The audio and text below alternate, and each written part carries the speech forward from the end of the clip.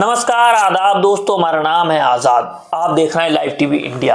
आज आपके सामने उपस्थित हुआ हूं कुछ मुद्दों को लेकर के, एक खास चर्चा करने को लेकर के। उन मुद्दों पर बात करेंगे हम और देखेंगे कि देश की राजनीति में क्या चल रहा है, देश की राजनीति का आधार क्या और यहाँ पर किस तरीके की जनता की राजनीति की जा रही है या सिर्फ जनता को बेवकूफ़ बनाने का काम किया जा रहा है। आप अपने जहन पर जोर डालिए और सोचिए कि देश के मुद्दे क्या होने चाहिए, देश की जनता को किस आधार पर खड़ा होना चाहिए और सत्ता में बैठे हुए लोगों से क्या सवाल करने चाहिए, मीडिया संस्थानों का क्या कर्तव्य होना चाहिए, वो किस आधार पर सारी चीज़ों को देखते हैं, ये हमें आपको देखना पड़ेगा और समझना पड़ेगा। देश में मुद्दा होना चाहिए बेरोजगारी का। लोगों को बात करनी चाहिए कि आखिर सरकार रोजगार देने में क्यों सक्षम नहीं है, जबकि देश के प्रधानमंत्री जब सत्ता में आए थे उन्होंने खूब जोर से नारा लगाया था कि 2 करोड़ रोजगार हर साल दिए जाएंगे। तो आप एक आंकड़ा रखिए, कितने साल सरकार को हो गए? 11 साल सरकार में देश के प्रधानमंत्री शपथ लेते हुए रह चुके हैं। उस हिसाब से कितना रोजगार मिलना चाहिए, लेकिन देश की जनता के पास रोजगार नहीं है। तो आपको इस मुद्दे पर सवाल करना चाहिए और सोचना चाहिए कि अगर देश के प्रधानमंत्री या विपक्ष का नेता, कोई भी नेता अगर सत्ता में आता है और उसका जो मेन सवाल था, जो मुद्दा था रोजगार का, 2 करोड़ रोजगार का, उसको कितना उसने डिलीवर किया है। अगर नहीं किया है तो फिर सवाल किससे करना चाहिए? वर्तमान प्रधानमंत्री देश के नरेंद्र मोदी से या फिर पूर्व प्रधानमंत्री जिनकी चर्चा की जाती है जवाहरलाल नेहरू की, उनसे सवाल करना चाहिए। या आपको सोचना चाहिए। अब आगे बढ़िए और देश की राजनीति के मुद्दे को समझिए कि देश का मुद्दा क्या होना चाहिए। देश के लोगों को शिक्षा की बात करनी चाहिए। अब आप देखिए कि शिक्षा का क्या आधार है, किस आधार पर हमारी शिक्षा बढ़ती हुई चली जा रही है। एक उदाहरण दूंगा कि देश में कानून बनाया गया, संविधान संशोधन किया गया, कहा गया कि 8 से 14 वर्ष के बच्चों को निःशुल्क शिक्षा मिलेगी। लेकिन आप अपने जहन पर जोर डालिए और सोचिए कि जो 14 वर्ष का बच्चा है जिसको अनिवार्य शिक्षा दी जा रही है, वो कहां तक पढ़ता है, उसकी समझ क्या होती है, क्या उस शिक्षा से वो सारी चीजें हासिल कर सकता है? एक देश को हासिल करनी चाहिए, देश नागरिक को हासिल करनी चाहिए अपने देश को गढ़ने के लिए। ये संभव नहीं है तो सरकारों को शिक्षा पर निवेश करना चाहिए। अगर देश की सरकार शिक्षा पर निवेश नहीं करेगी तो यहाँ की जो रीढ़ है, जो युवाओं को आगे लेके चलने की बात है, वो पूरी नहीं हो सकती है। बजट का जो 10वां हिस्सा हो वो शिक्षा पर होना चाहिए, लेकिन वो नहीं होता है। बजट का जितना हिस्सा होता था, आप पहले देखिए कितना होता है, कमेंट बॉक्स में कमेंट कीजिए। और अब कितना बजट का हिस्सा शिक्षा पर खर्च किया जा रहा है, ये आप देखिए, आपको साफ पता चल जाएगा कि देश में जो सत्ता पर बैठे हुए लोग हैं उनका शिक्षा के प्रति क्या दायित्व है और वो किस आधार पर इसको देखते हैं।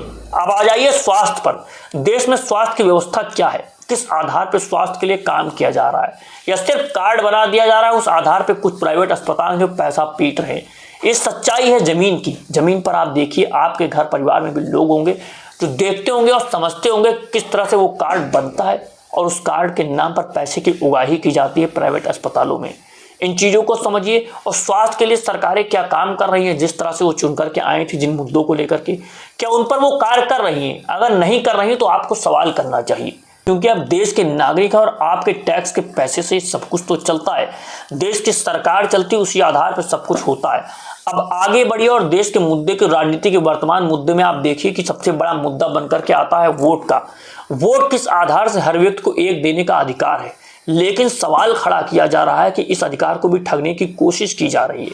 कुछ लोग कई जगह पर वोट दे देते हैं, एक साल में 2-2, 3-3 बार वोट देते हैं, विधानसभा के चुनाव में, लोकसभा के चुनाव में, और साफ तौर से दिखाते भी हैं, लेकिन उनके ऊपर कार्यवाही क्या होती है, किस आधार पर वो कार्यवाही की जाती है, ये आपको सोचना चाहिए। और देश में बाबा साहब ने जो संविधान लिखा, उनकी अगुवाई में जो संविधान लागू हुआ, उसमें कहा गया कि हर व्यक्ति को एक वोट का अधिकार होगा। तो क्या वो अधिकार अब भी बचा हुआ है? क्या निर्वाचन आयोग जिस तरीके से कार्य कर रहे हैं, जिस तरीके से उनके ऊपर आरोप लगाए जा रहे हैं, उस पर जवाब नहीं दे रहे हैं? जिस तरीके से बातों को घुमाया जा रहा है, उनकी निष्पक्षता पर सवाल खड़े किए जा रहे हैं, तो जनता क्या सोचती है, जनता क्या देखती है? जनता को देखना होगा कि किस आधार पर वो देख रहे हो, क्या खुद को नागरिक बनाना भी चाहती है या सिर्फ किसी नेता की प्रजा बनना चाहती है। इन सभी चीज़ों को देखिए और अपने मताधिकार को समझने की कोशिश कीजिए कि इसी वजह से लोकतंत्र जीवित है।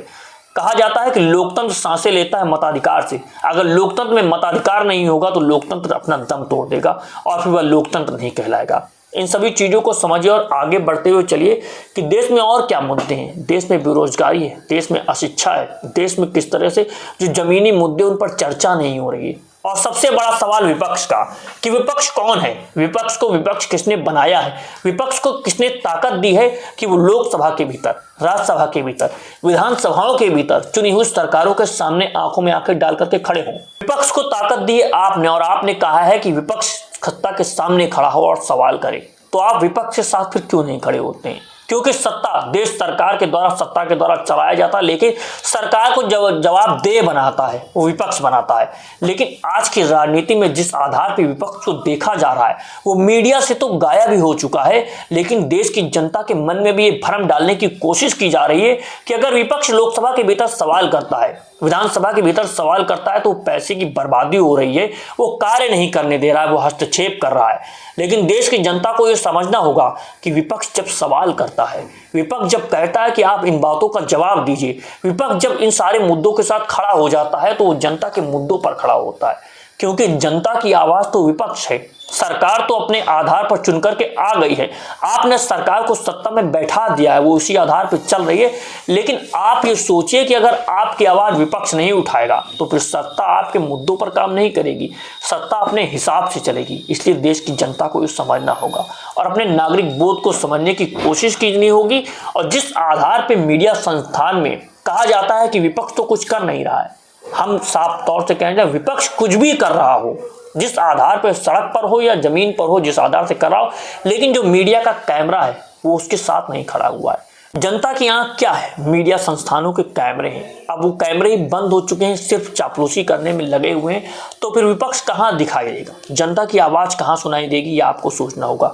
तो दोस्तों, अगर आप चाहते हैं कि इस तरह के मुद्दे हम आपके सामने लेकर के प्रस्तुत होते रहें, इन मुद्दों पर हम चर्चा करते रहें, आपके जहन में सवाल खड़े करते रहें कि आखिर देश के लोकतंत्र में क्यों है और लोकतंत्र का आधार क्या है, तो वीडियो को ज्यादा ज्यादा शेयर कीजिए। इसी तरह के वीडियोस हम आप तक पहुंचाते रहेंगे। दोस्तों, लाइव टीवी इंडिया को सब्सक्राइब कीजिए। मिलता हूं आपसे अगली वीडियो में, अगली इजाजत दीजिए। जय हिंद, जय भारत, जय संविधान।